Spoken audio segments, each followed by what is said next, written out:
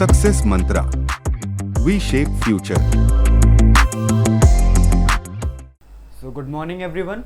My name is Abhay Singh and I welcome you all in today's video analysis of The Hindu.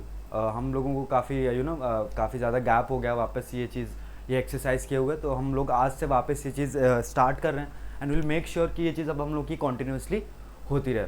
So today is 18th of May 2024 and I would like to begin today's Hindu analysis with one very important news, and that is Election Commission is failing to upload the voter turnout data on the official website. So there was a petition in the Supreme Court of India by Association of Democratic Reforms, or Association for Democratic Reforms have filed this particular petition. In this particular petition, Association for Democratic Reforms have demanded that the Election Commission of India should publish or upload the electoral data or the voter turnout data on the website quickly or immediately, because we have to see few things which are very important for us. So we'll begin this particular news article. Why delay in uploading turnout data on the website? Supreme Court asked Election Commission. So Supreme Court was concerned that why there is a delay in uploading the voter turnout data on the official website of Election Commission. So they have asked this particular question to the Election Commission of India. This particular question was asked by Supreme Court to the Election Commission because there was a petition in the Supreme Court by Association for Democratic Reforms. Now, without wasting a single minute, we will directly delve into the important things which are related to this particular topic. So the Supreme Court on Friday orally asked the Election Commission to explain its inability to immediately upload on its website authenticated, scanned and legible accounts of votes recorded booth-wise after each phase of polling in Lok Sabha elections. So basically, Supreme Court has asked that why Election Commission of India has failed to upload the voter turnout data on the official website of the Election Commission. Booth wise data, यानी कि हर booth पे जितनी votes पड़ी हैं उसका पूरा data election commission of India को अपने वेबसाइट पे अपलोड करना है. Now moving on to the second important point. So this particular petition was filed by Associations for Democratic Reforms and this particular petition was presented before the Chief Justice of India D.Y. Chandrachud. ठीक है, अब हम लोग आगे बढ़ते हैं. अब इसमें दो बहुत ही इंपॉर्टेंट चीज़ें हैं. दो इंपॉर्टेंट चीज़ें वो क्या क्या हैं? Rule 49S and rule 56C of the conduct of elections rule 1961. अब इन दोनों चीज़ों में क्या आती है? That presiding officer to prepare an account of votes recorded in form 17C. अब बेसिकली इसमें एक सिंपल सी चीज़ ये बोली जा रही है that presiding officer have to prepare an account of votes recorded in form 17C. Basically 17C nothing is it talks about a format, a specific kind of format that have to be followed by the presiding officer. Now, and this particular question was raised by ADR, we have already discussed it. There was a delay in the publication of this particular voter turnout data when there was the first two phases of election. So these kind of things should be avoided. This particular statement was given by Supreme Court because they were really concerned that why there is a delay in uploading that voter turnout data on the official website, because at the end of the day the presiding officer has all the information related to the voter turnout, because they have to fill or they have to prepare an account of votes. So if there is a data available with the presiding officer, then why there is a delay in uploading that data on the official website of the Election Commission of India? This was the simple question raised by the Supreme Court. Now, so अब इसमें एक और important चीज़ आ रही है, हमें उस important चीज़ को भी कवर करना है. क्यों? बिकॉज करंटली अब 18th Lok Sabha elections are going on. That's we have to cover each and every aspect of this particular news. In a hearing which saw the bench reconvene well after court hours on the last working day before the annual recess, senior advocate Mahinder Singh for the EC said the application was a deliberate attempt to disturb the polls. So the advocate who is appearing on the behalf of the Election Commission of India, he has clearly stated in the Supreme Court that this particular move by ADR to file a petition in the Supreme Court is just for this just to disturb the polls which are currently going on, because this particular petition was filed in the Supreme Court or addressed by the Supreme Court just before a day. अब supreme court का recession start होने recess start होने, recess break start होने वाला है. सो recess break के time just एक दिन पहले सुप्रीम कोर्ट ने क्या किया, इस पिटीशन को लिया और इस पिटीशन को उन्होंने क्या किया, डिस्पोज ऑफ करने की कोशिश की. तो this particular thing was raised by the advocate was representing himself on the behalf of election commission. He clearly stated that this is nothing just a stunt to affect the political or the polling process that's currently going on in the country. Now moving on to the second important news for the day. Second important news for the day is, अब आप लोग मेरे से एक चीज़ पूछ सकते हैं, मेरे से बहुत लोगों ने ये चीज़ पूछी है कि सर हम लोगों को ये अरविंद केजरीवाल और जो लिकर पॉलिसी स्कैम का केस है इसको कवर करना है या नहीं. If there is any constitutional aspect or any other legal aspect which जो इस पर्टिकुलर टॉपिक में अगर हमको डील करना पड़ेगा तभी हम इस न्यूज़ को कवर करेंगे. Otherwise there is no need to cover this particular news. Why? Because this is a political news. There is nothing factual or substantial that we can take out from this particular news. That's why at this point of time we will be leaving this particular news, because there is no need of discussing this particular news. Now moving on to the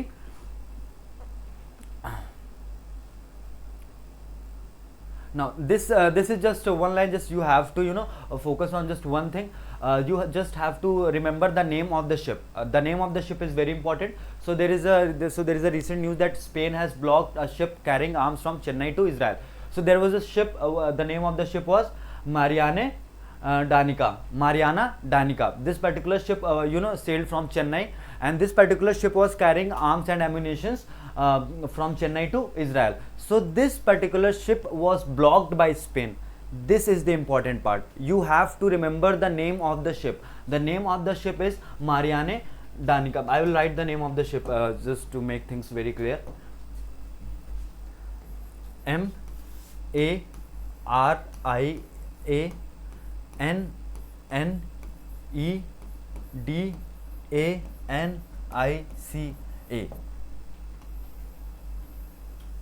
You just have to remember the name of this particular ship, and why Spain has blocked this particular ship. Because Spain is clearly against the violence which is created or which is caused in Gaza Strip by Israeli armed air defense forces.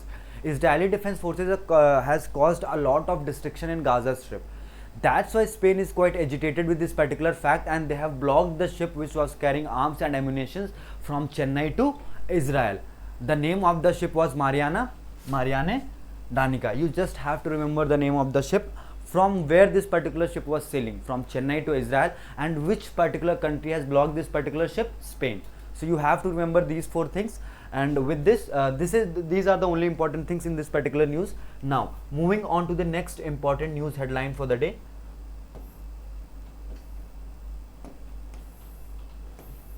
So see, मैंने आप लोगों से पहले बोला था कि जब अप्रैल में इलेक्शन से स्टार्ट हुए थे, तो मैंने आप लोगों से ऑलरेडी ये चीज़ मैंने तब आप लोगों से डिस्कस की थी कि इस पर्टिकुलर टाइम पे जो जितने भी न्यूज़ सोर्सेज होते हैं, आप कोई सा भी न्यूज़पेपर उठा करके देख लीजिए, फॉर दैट पर्पस आप कोई सी भी एक मैगजीन उठा करके देख लीजिए, जितने भी न्यूज़ के सोर्सेज हैं, from news channel to the print media, आप कहीं पर भी जाएंगे, वो लोग मैक्सिमम अपना जो स्पेस होता है, जैसे आप लोग देख पा रहे हैं, वो सारा पॉलिटिकल न्यूज़ को दे रहे हैं.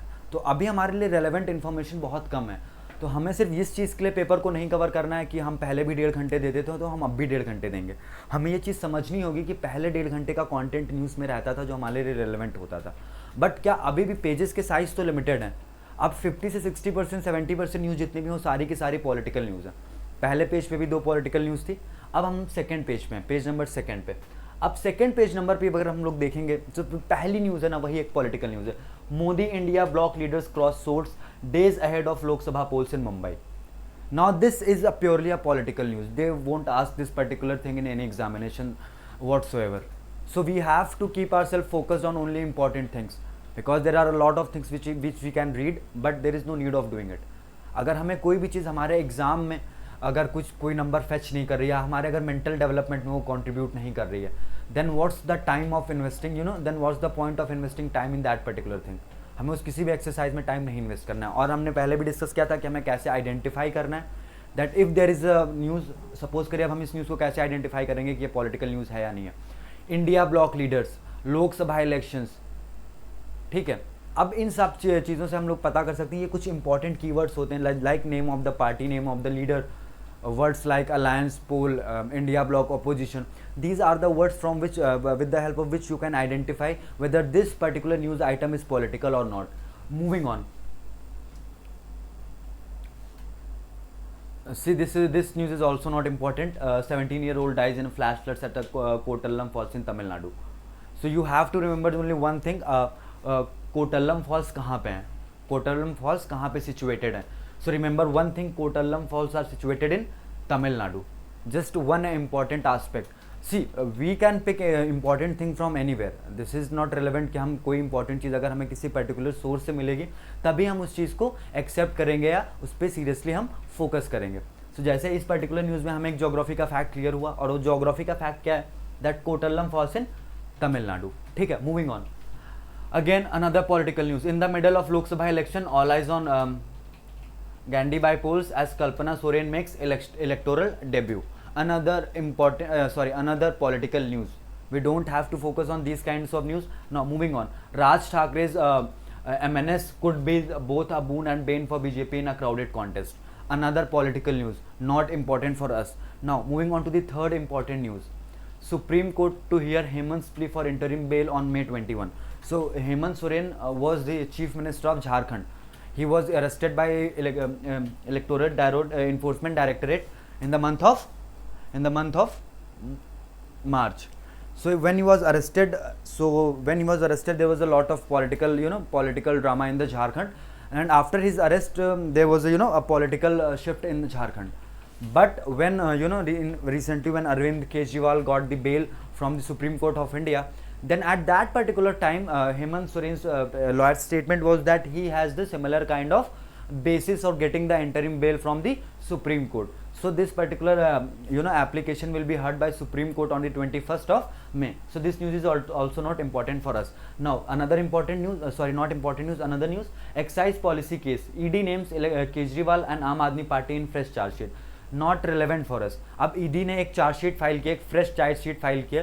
उस फ्रेश चार्जशीट में उन्होंने दो लोगों को क्या किया है, दो लोगों को उन्होंने और मतलब उसमें पार्टी बनाया. और वो दो पार्टीज कौन कौन सी हैं? अरविंद केजरीवाल और वो जिस पार्टी को बिलोंग करते हैं, आम आदमी party. Not important for us. ठीक है.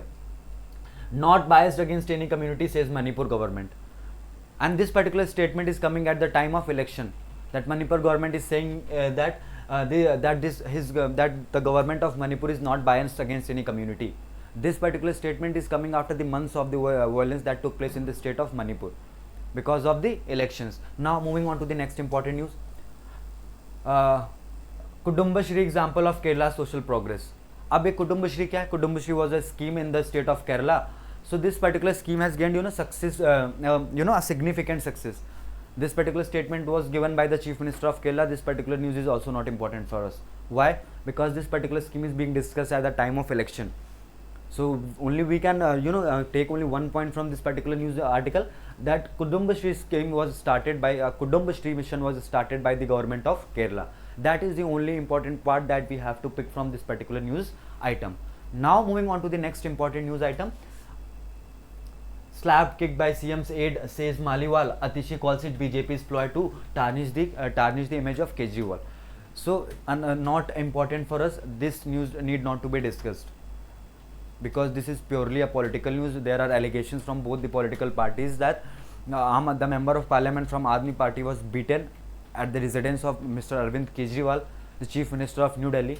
But there are allegations from both the parties, from Aam Aadmi Party and Bharatiya Janata Party, that Bharatiya Janata Party is saying that the Aam Aadmi Party became so insensitive that the person who has alleged to beaten Swati Maliwal, उसके खिलाफ वो कोई action नहीं ले रहे हैं. अगर कोई प्रेस कॉन्फ्रेंस होता है तो उसमें उस क्वेश्चन को डिच कर जाते हैं. अब आम आदमी पार्टी ने क्या बोलना स्टार्ट किया, that it is a ploy और a tool used by BJP to tarnish the image of Arvind Kejriwal. So these are the political allegations that are put forward by both the political parties and we need not to pay attention to this particular news item. ठीक है. मैं आप लोगों को सारी ये चीज़ें आज ये क्यों बता रहा हूँ कि कौन सी न्यूज़ हमें पढ़नी है कौन सी नहीं है, बिकॉज बहुत सारे लोगों ने जब ये बोलना शुरू किया कि सर मुझे अभी भी न्यूज़पेपर पढ़ने में 1.5 से 2 घंटे लग जाते हैं, तो ये एरिया ऑफ कंसर्न हो गया. क्यों? क्योंकि अभी हमारे न्यूज़पेपर में इतनी इंपॉर्टेंट चीज़ें आती ही नहीं हैं. मतलब न्यूज़ में इंपॉर्टेंट चीज़ें हो रही बट न्यूज़पेपर उन्हें कवर नहीं कर पा रहे हैं. द रीज़न बिंग कि उन्हें बहुत सारा स्पेस जो अपने न्यूज़पेपर का है वो पॉलिटिकल न्यूज़ को देना पड़ता है. तो हमें अभी ये पता होना ज़रूरी है कि कौन सी न्यूज़ पॉलिटिकल है कौन सी नहीं है, ताकि हम उन न्यूज़ आइटम्स को स्किप कर सकें. Excuse me. ठीक है. Moving on.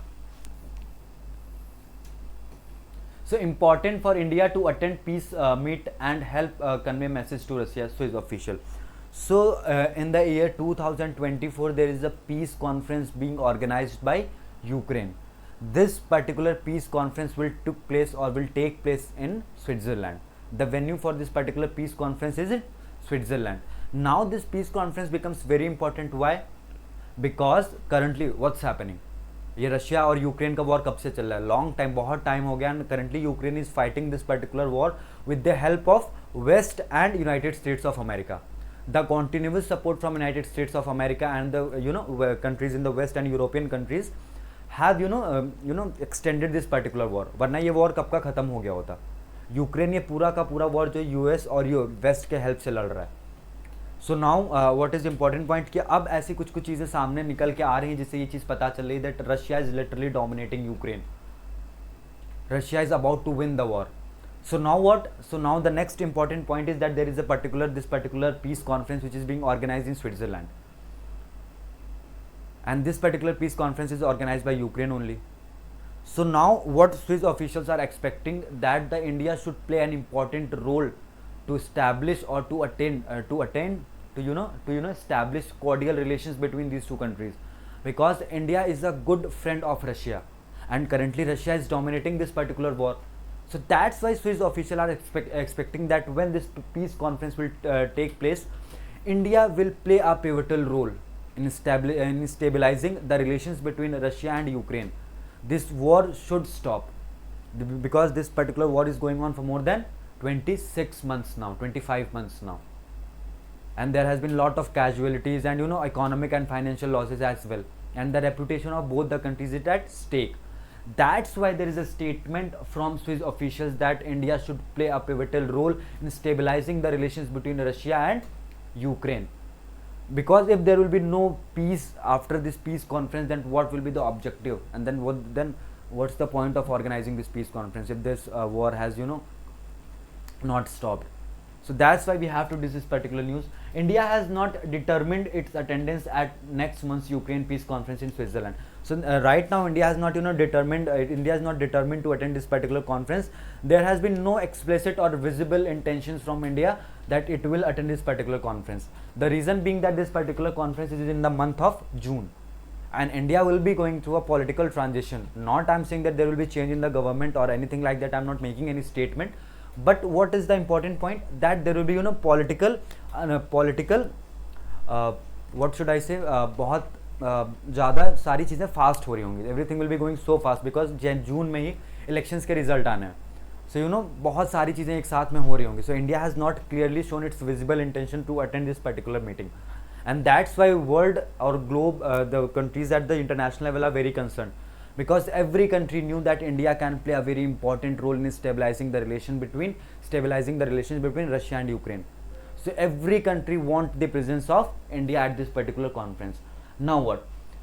Speaking to the Hindu, Mr. Faisal said it was important for Switzerland that India and other emerging economy partners for BRICS grouping minus Russia, which hasn't been invited, attend the summit. Now there is a group, BRICS group. So BRICS group में countries कौन कौन सी हैं? Brazil, Russia, China and South Africa. Just wait for a minute. Yeah. BRICS grouping: Brazil, Russia, India and China and South Africa. Now Russia has not been invited in this particular conference. इस piece conference में Russia को invite नहीं किया गया. I don't understand, अगर आपने Russia को invite नहीं किया, you are organising a peace conference and you have not invited the main stakeholder of that particular conference, फिर भी आप एक पीस कॉन्फ्रेंस ऑर्गेनाइज करें and you are expecting India to play an important role. ठीक है. Now अब ये BRICS का जो ग्रुप था, जो कंट्रीज हैं, इनका ये क्लेम है कि they can play pivotal and important role. Why? Because there are two countries, China and India, in this particular group. अब चाइना और इंडिया दोनों ही रशिया के बहुत अच्छे अलाई हैं. कैसे? अभी 2 दिन पहले ही, मतलब अभी कल पुतिन की विजिट थी, व्लादिमीर पुतिन की विजिट थी, जो रशिया के प्रेसिडेंट हैं, उनकी एक विजिट थी चाइना में, 2 दिन की विजिट थी. और इंडिया भी रशिया का काफ़ी अच्छा अलाई है. ये चीज़ हम सब लोग जानते हैं, और आज से नहीं, काफ़ी टाइम से. सो दैट्स वाई जो मतलब वर्ल्ड लेवल पे जितने इंटरनेशनल लीडर्स हैं वो एक्सपेक्ट कर रहे हैं that India should play its role.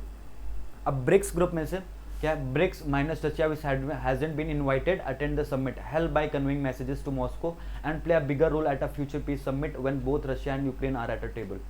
So basically what they are trying to say is that India should convey the message of international groups to the Russia that this particular peace conference is very important, and when there will be a future peace conference, then when Russia will be invited, then Russia can do things very clearly. Now what? In the past, External Affairs Minister S. Jaishankar has disclosed that the government has played a role in bearing messages to the Kremlin on the Black Sea grain initiatives and about concerns over nuclear threats. So, when this particular statement was given that India should play a pivotal role and it should send the message to the Moscow, तो उसके response में क्या बोला है India ने बोला ठीक है कि हम रशिया को जो मैसेज कन्वे करना होगा मतलब वी विल ट्राई, और इस मैसेज को कन्वे करने से क्या होगा कि अगली बार जब कोई पीस कॉन्फ्रेंस होगी जिसमें रशिया को भी इनवाइट किया जाएगा और रशिया और यूक्रेन एक ही टेबल पे होंगे, तब चीज़ें हम लोग ज़्यादा एमिकेबली सॉल्व कर सकते हैं. ठीक है. Now moving on to the next important point. अब इसके रिस्पॉन्स में क्या कहा हमारे एक्सटर्नल अफेयर्स मिनिस्टर ने एक बात बोली कि इंडिया स्टार्टिंग से जब से ये वॉर स्टार्ट हुआ, India is continuously pushing for that there should be an end to this particular war. इसके लिए इंडिया ने क्या किया इंडिया ने एक्सटर्नल अफेयर्स ने 2 इसके लिए एग्जाम्पल्स भी साइड किए. अब एक एग्जाम्पल क्या है, जो ब्लैक सी में ग्रेन का इशू हुआ था उसको इंडिया ने सॉल्व करने में, इंडिया ने या उसको जो है हेल्प करने में, उसमें इंडिया ने बहुत ज़्यादा एक बड़ा रोल प्ले किया था. सो वही चीज़ सेम चीज़ एक्सपेक्ट की जा रही है इंडिया से फिर से कि India will play a pivotal role in stabilising the relations between Russia and Ukraine which is the need of the hour, because there are lot of countries around the world which are at the war. For example Israel, Iran, Russia, Ukraine. These are the few countries which are at war right now. So remember one thing, India will play an important role. India will play an important role in the stabilizing the relation between Russia and Ukraine. I am making this statement with utmost conviction. Because ऐसा होना ही है, क्योंकि Russia India के अलावा और कौन सी ऐसी country आप लोगों को लग रहा है जो एक इंपॉर्टेंट रोल प्ले कर सकती है. इंडिया ने अपने डिप्लोमेटिक रिलेशंस को बहुत अच्छे से मेंटेन किया है. ठीक है. अब हम लोग आगे बढ़ते हैं.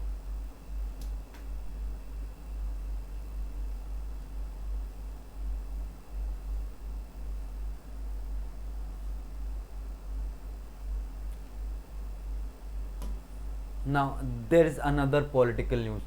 Congress hits back at Modi over remark on bulldozer. Ravi Kishan, Mamta Banerjee, political news. Rahul Gandhi, Akhilesh Yadav, Sonia Gandhi. This is political news. This is all political. I don't know why they are covering so much about this political news, because there are other important things as well going in the world and in the country, but they are not focusing enough on those things. But leave it. That's not our domain to discuss. Then Naveen Patnaik, RJD, Congress. Then again Naveen Babu does not need BJP to form government. These are political news, nothing else. हमें नहीं focus करना है इन सारी चीज़ों पे. Now moving on to the page number 6, the Hindu editorial.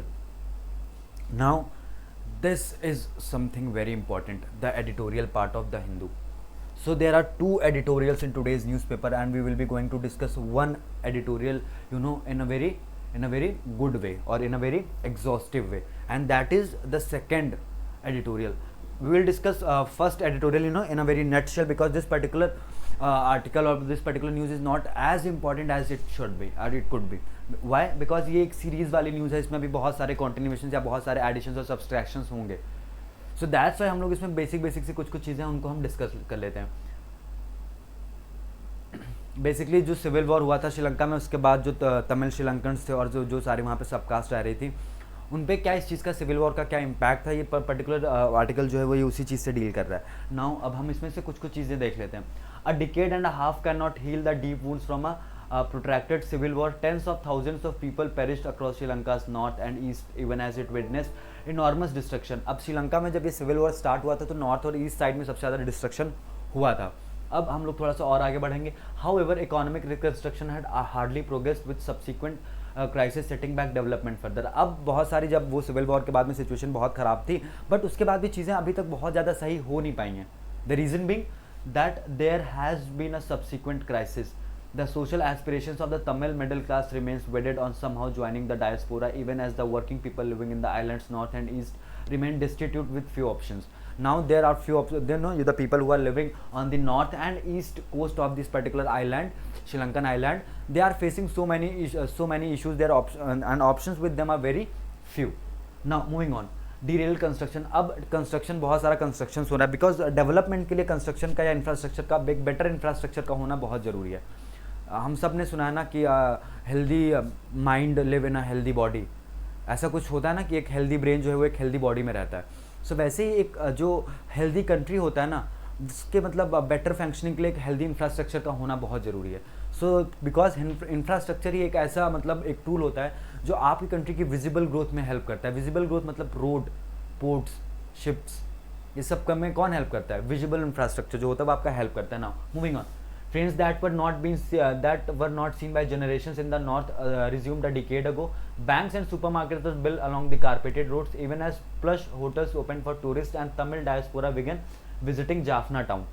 अब ये जो पर्टिकुलर सारी चीज़ों की बात की जा रही है कि बहुत सारी जनरेशन ऐसी थी उस नॉर्थ और ईस्ट कोस्ट पे जिन्होंने कभी रोड नहीं देखी थी, उनका ट्रेन नहीं देखी, तो वहाँ पे ट्रेन सर्विसेज वापस से स्टार्ट हो गई, होटल्स खुल गए हैं, रोड बन रही हैं, ये सारी चीज़ें वहाँ पे ऑलरेडी हो रही हैं. नाउ अब क्या चीज़ आती है? The Easter terror bombing of April 2019 shook the country, followed by the COVID-19 pandemic and now the economic crisis, the worst since Sri Lankan independence. Now there have been a series of things that are going on with the Sri Lanka. What are those things? पहले तो क्या हुआ? पहले एक terror bomb attack हुआ था, फिर उसके बाद कोविड-19 आ गया, फिर उसके बाद फेमस श्रीलंकन इकोनॉमिक क्राइसिस. अभी कुछ टाइम पहले श्रीलंका में एक इकोनॉमिक क्राइसिस हुआ था, हम सबको ये चीज़ पता है, ठीक है. तो ये सारी चीज़ें बहुत ज़्यादा सीरीज़ में हो रही थी. मतलब श्रीलंका को अभी तक वापस इन सारी दिक्कतों से, परेशानियों से उबरने का मौका ही नहीं मिला है. Sri Lanka has not been able to come out of this kind of problems. Why? इसका सबसे इंपॉर्टेंट रीज़न क्या है? क्योंकि श्रीलंका ऑलरेडी एक के बाद एक प्रॉब्लम्स को फेस किया जा रहा है. पहले ईस्टर बॉम्बिंग अटैक हुआ, फिर कोविड-19 आया, फिर श्रीलंका की इकोनॉमिक कंडीशन जो थी वही बहुत ज़्यादा ख़राब हो गई. रिसेशन में चला गया ऑलमोस्ट श्रीलंका, ऑलमोस्ट क्या चला ही गया था, डिफ़ॉल्ट कर रहा था लोन पेमेंट्स पे. फिर इंडिया ने और बहुत सारी कंट्रीज़ ने, वर्ल्ड बैंक ने और इंटरनेशनल फोरम्स ने बहुत ज़्यादा हेल्प की श्रीलंका की to come out of this particular situation, और श्रीलंका ने उसको काफ़ी वाइजली यूटिलाइज भी किया. बट बहुत सारी चीज़ें ऐसी हैं जो मतलब जिनको सही होने में टाइम लगता है. We have to give them time. Now अब क्या है? Economic misery seen nationwide as is out migration with the long circling line outside the passport office. For the deprived and the landless among the war-torn people, migration is out of question. Economic opportunities are next to nil, and hunger is the new normal. Yet there is no one listening to them, much less to provide them support. Sinking in the crisis, now compounded by International Monetary Fund prescribed austerity measures, the state has abandoned them. Now there has been a lot of problems in the state, in the Sri Lankan state. What are those problems? खाने की कमी है, कपड़ों की कमी है, opportunities की कमी है, जॉब्स की कमी है, कोई फ्रेश अपॉर्चुनिटीज़ तो ना के बराबर हैं. और यही सारी कंट्रीज़ होती हैं जो एक कंट्री की जो एक क्या बोलते हैं इंटरनल कंडीशंस होती हैं उनको स्टेबलाइज करने में हेल्प करती हैं. Employment, economic growth, per capita GDP, per capita income, यही सारी चीज़ें होती हैं जो आपकी कंट्री की कंडीशंस को, इंटरनल कंडीशन को स्टेबलाइज करने में हेल्प करती हैं.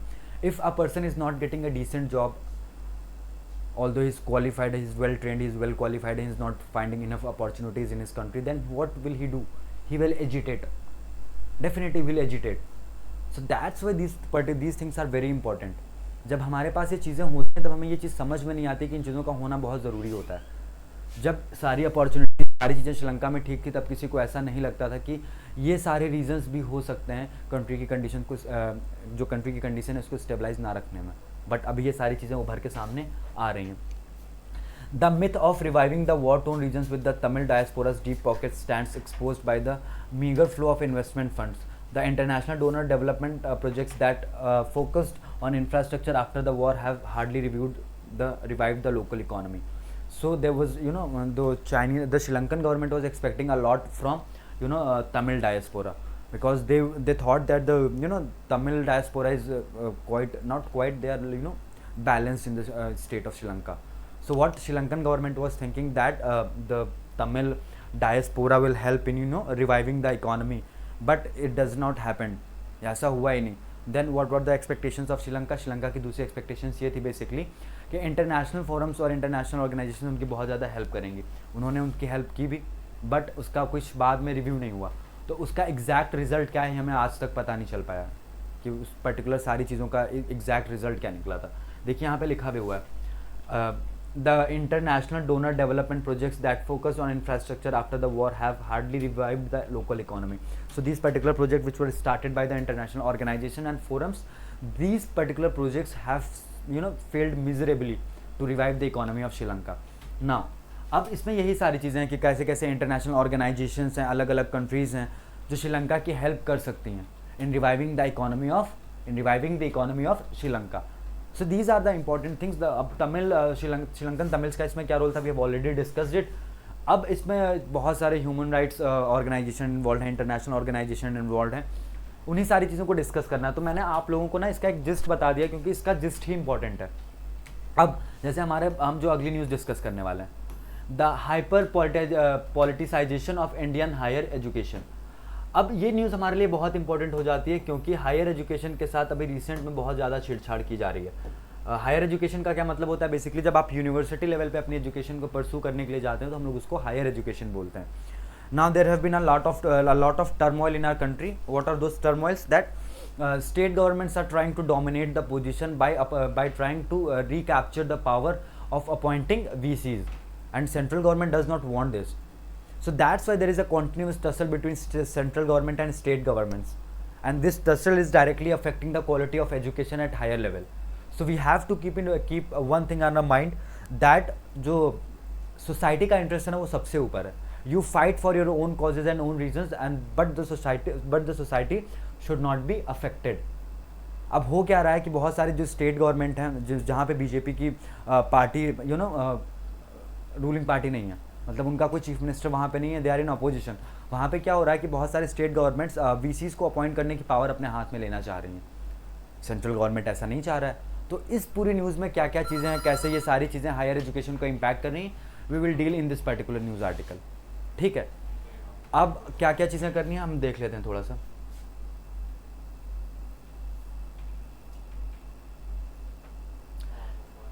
Indian higher education has always in politicians started colleges and universities to advance their concern and build supports. ये एक रैंडम फैक्ट की बात कर रहा है कि इंडिया में आज से नहीं बहुत पुराने टाइम से एजुकेशन सिस्टम को हमेशा पॉलिटिशियंस ने डोमिनेट किया है. How politicians started colleges and universities to advance their careers and build support. This is the tool that has been used by political leaders. Now what? The naming and renaming of universities, especially by state governments, are often influenced by politics. Now this is one important point that this particular author is trying to make. Why there is a naming and renaming of university? What is its direct impact on the education of the students? अगर हम किसी university का नाम X था, suppose करिए किसी university का नाम X था, अब उस X यूनिवर्सिटी का नाम हमने बदल के Y यूनिवर्सिटी कर दिया. What will be the impact of this particular exercise, कि हमने किसी यूनिवर्सिटी का नाम X से बदल के Y कर दिया, इसका क्वालिटी ऑफ एजुकेशन पे क्या इम्पैक्ट होगा, क्वालिटी ऑफ डिलीवरी पे क्या फ़र्क पड़ेगा, नथिंग. बट ये सारी चीज़ें क्या होती हैं, दीज आर पॉलिटिकल स्टंट्स, कि हम किसी जगह का नाम बदल देते हैं या यूनिवर्सिटी का नाम बदल देते हैं.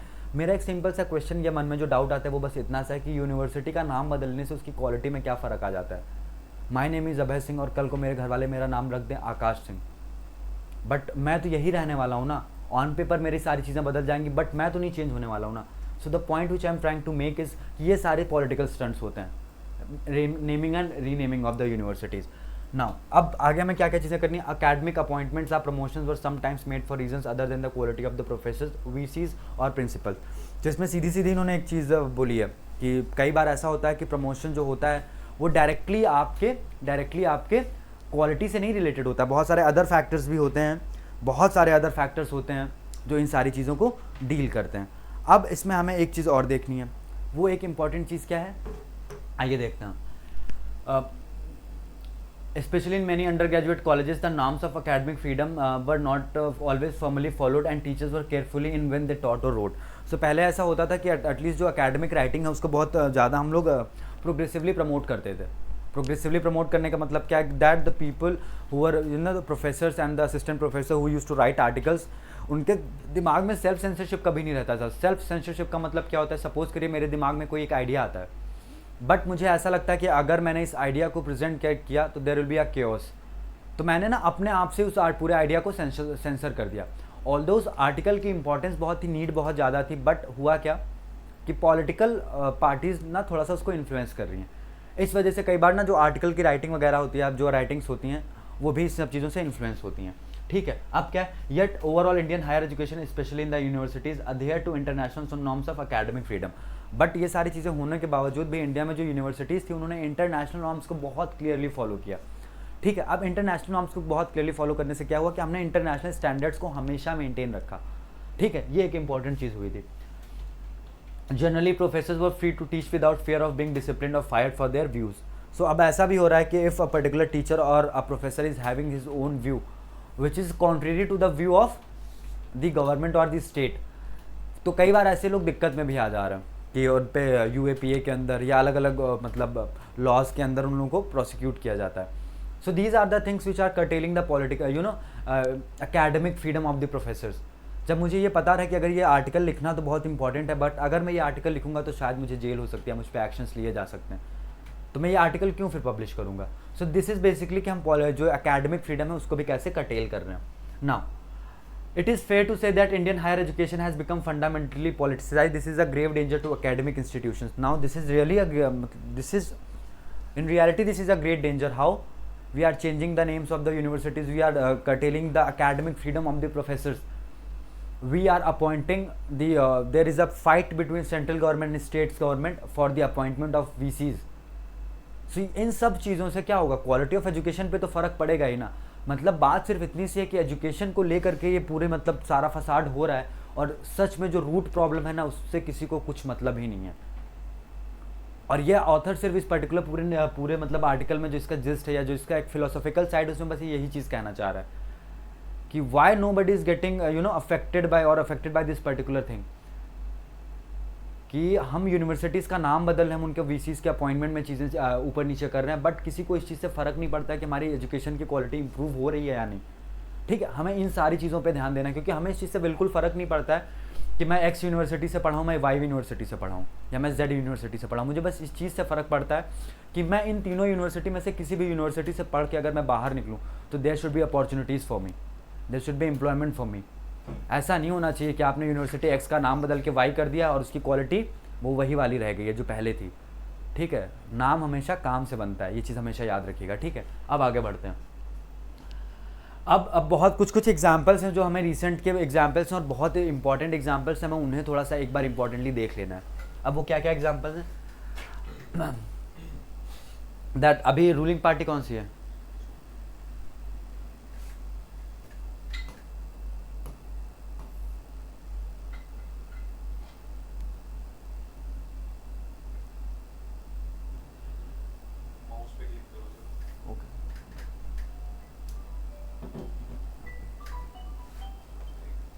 अब क्या है, अब जैसे कि रूलिंग पार्टी है भारतीय जनता पार्टी। अब Bharatiya Janata party is in central government, अब वो सेंटर में है। अब ये लोग क्या कर रहे हैं, the Bharatiya Janata party authorities throughout the country have been replacing university vice chancellor with politically pliable appointees, many of whom have little or no higher education experience, and these appointees have been reshaping the universities with politically elite faculty and through other changes. Now what's happening is that BJP is appointing the vice chancellors and other appointees in the universities. Now these appointees are not eligible, or like they have no experience of working in higher education industry or higher education sector, yet they are appointed by the BJP government.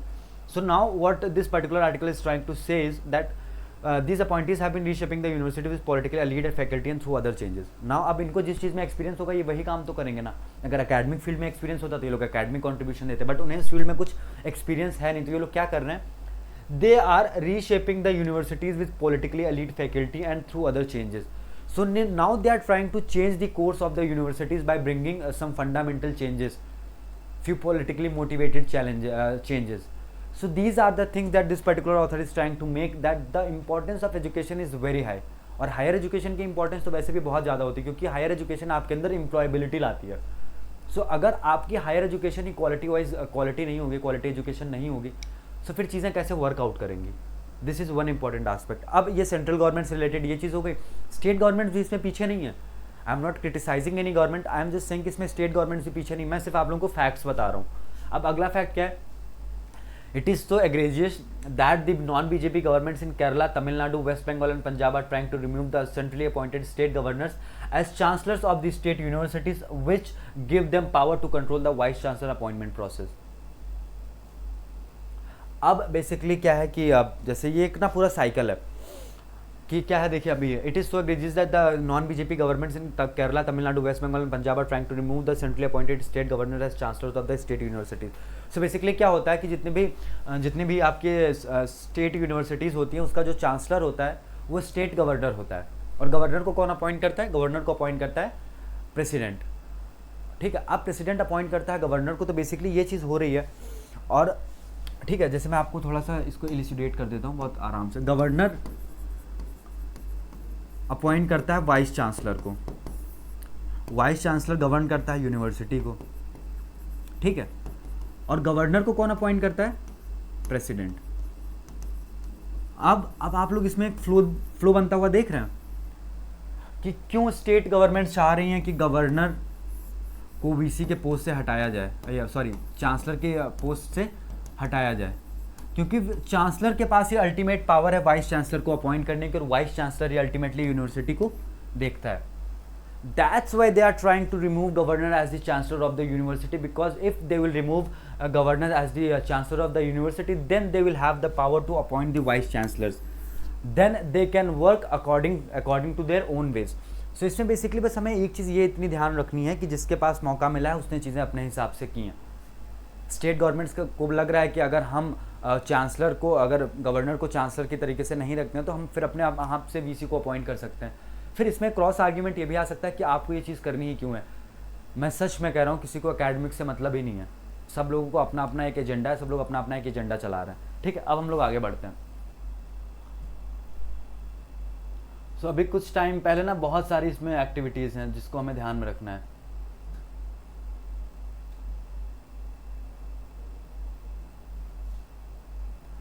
अब क्या है कि academic freedom is also under attack. Perhaps the most sinister aspect is that self-censorship has become common, especially in the social sciences and humanities. Even senior academics are afraid to publish work that they think might create problem for them, for the state of authorities, because there are many professors and authors who believe that they, if will write particular article or anything which can affect the internal conditions of a country, तो वो लोग खुद से self censorship लगा देते हैं और उन आर्टिकल्स को लिखते ही नहीं हैं. ठीक है, अब इसके इम्प्लीकेशंस क्या क्या होंगे? तो इनके इम्प्लीकेशंस ये होंगे कि हायर एजुकेशन अगर हमारी कंट्री का करप्ट हो जाएगा, हायर एजुकेशन हमारी कंट्री का बेटर नहीं होगा, तो हमारी कंट्री की रीढ़ की हड्डी ही टूट जाएगी, हमारी कंट्री की एम्प्लॉयबिलिटी बहुत बहुत कम हो जाएगी. ठीक है, हमें इन चीज़ों को दिमाग में रखना है. ठीक है, अब इसमें और क्या कुछ अगर आपको इंपॉर्टेंट लग रहा है तो आप लोग देख सकते. इसमें इसके अलावा कुछ भी इंपॉर्टेंट नहीं है. ठीक है, अब एक इम्पॉर्टेंट आर्टिकल और है कि अभी ईरान में एक पोर्ट है. ठीक है, पार्टनरशिप इस्लामिक डिस्पाइट बना. अब एक पोर्ट है चाबार पोर्ट है एक ईरान में. सो इंडिया ने अभी एक एग्रीमेंट साइन किया है ईरान के साथ में कि वो इस पर्टिकुलर पोर्ट के कंस्ट्रक्शन के लिए $120 मिलियन ऑफर करेगी और $250 मिलियन का क्रेडिट लाइन प्रोवाइड करेगी. ठीक है, अब ये जो पोर्ट है, इस पोर्ट का कंस्ट्रक्शन बहुत ज़रूरी है. क्यों? In the past American sanction Iran delayed. अब जब यूएस की फोर्सेस ऑलरेडी अफगानिस्तान में थी, तो ये जो पोर्ट है ना ईरान में, ये बहुत स्ट्रेटेजिकली बहुत ही अच्छी लोकेशन पे है.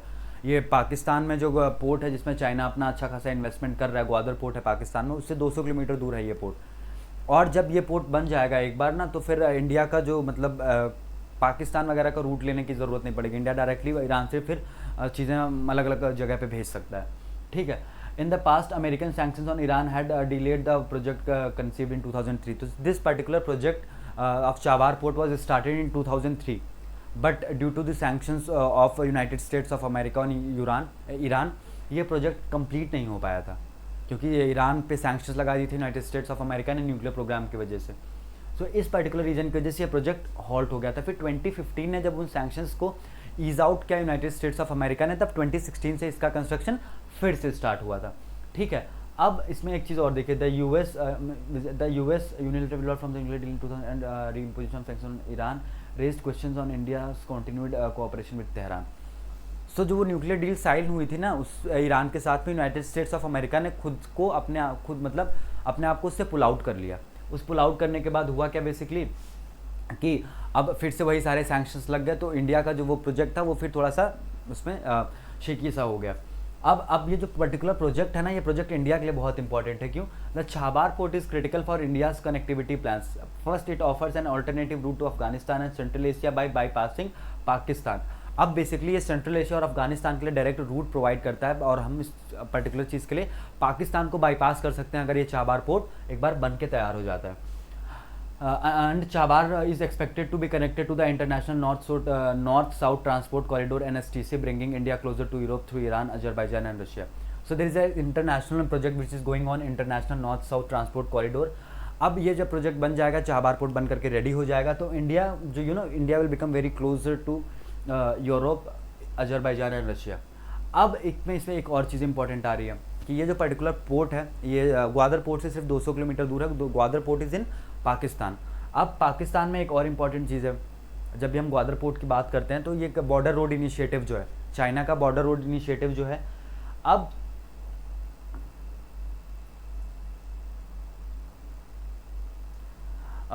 the port roughly 200 km from Pakistan's Gwadar, where China is developing a port as part of its BRI, would also help India expand its geopolitical influence in Central Asia. Once this particular port in Iran will be constructed, India will be directly connected. India direct connect हो जाएगा कहाँ से? Central Asia से। तो थोड़ा सा उन चीज़ों को, जब आपकी कनेक्टिविटी ज़्यादा रहती है ना, जब आप इजीली कहीं पे पहुँच सकते हैं ना, तो फिर आपके रिलेशंस ऑलरेडी इंप्रूव होने लगते हैं। ठीक है, तो वही चीज़ बेसिकली इसमें बोली गई है कि जो जियोपॉलिटिकल इन्फ्लुएंस होगा इंडिया का वो बढ़ जाएगा। अब क्या है, but the US seems to have taken a narrow view in the project over this hostility with Iran. अब बेसिकली अब यूएस ने ये अभी एक स्टेटमेंट दिया है कि हमें इंडिया को ईरान से बहुत सेंसिटिव तरीके से डील करना चाहिए, बहुत सेंसिबल तरीके से डील करना चाहिए। वाई? अब यहाँ पे एक यूएसए की एक हिपोक्रेसी समझ में आती है। जब ये पोर्ट बनना स्टार्ट हुआ था तो 2018 तक में मतलब यूनाइटेड स्टेट्स ऑफ अमेरिका ने इंडिया को कुछ इतना ज़्यादा नहीं बोला था। क्यों? क्योंकि उस टाइम पे यूनाइटेड स्टेट्स ऑफ अमेरिका की जो फोर्सेस थी वो अफगानिस्तान में थी, और उन फोर्सेस को डायरेक्ट बेनिफिट होता अगर ये पोर्ट ईरान में बन जाता। बट जैसे ये डिसीजन लिया गया कि United States of America Afghanistan से अपनी फोर्सेस को पुल आउट करेगा, इस पर्टिकुलर प्रोजेक्ट की इंपॉर्टेंस बहुत ज़्यादा बढ़ जाती है। फिर अब यूएसए ने ना जब अपनी फोर्सेस को अफगानिस्तान से पुल आउट कर लिया, उसके बाद उसने स्टेटमेंट दिया है अभी जा करके, मतलब जब तक आपको ज़रूरत थी तब तक सारी चीज़ें ठीक थी, जब आपको उस पर्टिकुलर प्रोजेक्ट की कोई ज़रूरत नहीं है तो आप क्या बोल रहे हैं कि इंडिया को बहुत सेंसिबली डील करना चाहिए इस इशू को, वरना हम उस पर सैंक्शन भी लगा सकते हैं। क्यों?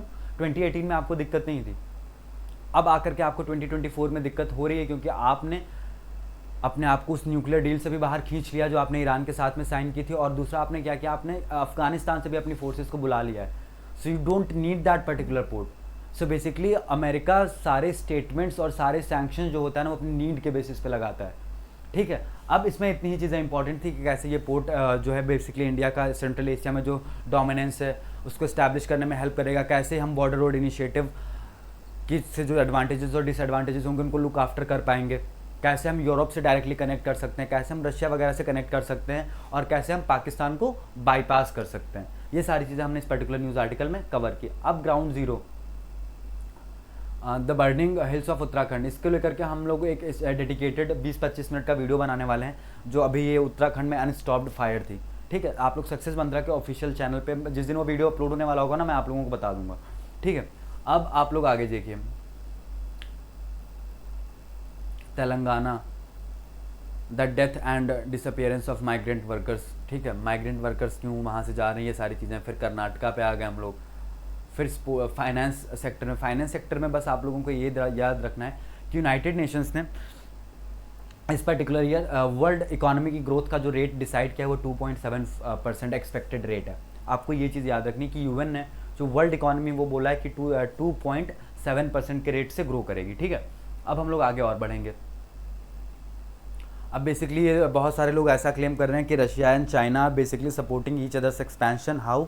Russia is supporting China in, जब वो क्लेम करता है ताइवान और बाकी सारी जो एडजेसेंट कंट्रीज उस पर क्लेम जब करता है तो रशिया फुल्ली उसका सपोर्ट करता है। और अभी जब रशिया का वॉर चल रहा है यूक्रेन के साथ, तो इसमें चाइना पूरा साथ दे रहा है रशिया का, मतलब चाइना का स्टैंड बहुत ज़्यादा क्लियर है। सो इस वजह से एक वर्ल्ड व्यू बन रहा है कि बेसिकली, और रशिया के अभी जो प्रेसिडेंट हैं मिस्टर व्लादिमीर पुतिन, उनका एक ऑफिशियल विजिट भी शेड्यूल था। तो ये सारी चीज़ें बेसिकली किस तरफ हमें हिंट दे रही हैं, ये सारी चीज़ें हमें बेसिकली हिंट दे रही हैं एक तरफ कि that Russia and China are helping each other in its expansion. ठीक है, अब हम लोग थोड़ा सा आगे और बढ़ते हैं। अब Adani wind energy project start किया था अडानी ने अपना श्रीलंका में।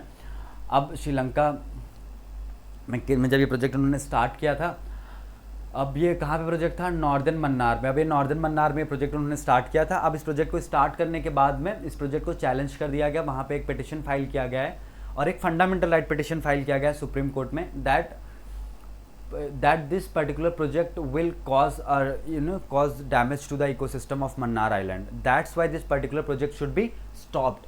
अब ये सारी चीज़ें इसमें थी, बस आपको इतना याद रखना है कि अडानी विंड एनर्जी ने प्रोजेक्ट स्टार्ट किया था मन्नार आइलैंड में और वहाँ पे एक पिटिशन फाइल किया गया। किसने ये पिटिशन फाइल किया, wild life and nature protection society of Sri Lanka. Wild life nature and protection society of Sri Lanka, जिन्होंने एक पिटिशन फाइल किया सुप्रीम कोर्ट में श्रीलंका की, that this particular project is violating the fundamental rights. Now